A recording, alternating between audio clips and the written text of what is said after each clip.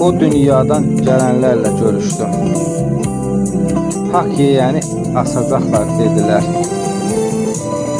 Atasını atanlar it yerinə qoyacaqlar dedilər. Dedilər ki, günahsızı döyənləri, orada burada məzlumları söyənləri, gecə gündüz qul haqqını yeyənləri dərisini soyacaqlar dedilər. Pula görə ayaq üstə duranları, haqsız yerə ürəkləri qıranları, xəyalında böyük dünya quranları dünyasını yıxacaqlar dedilər.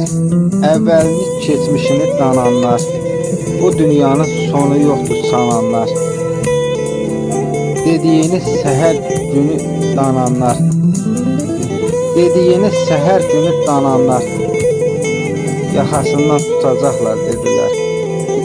Yaxasından tutacaqlar dedilər.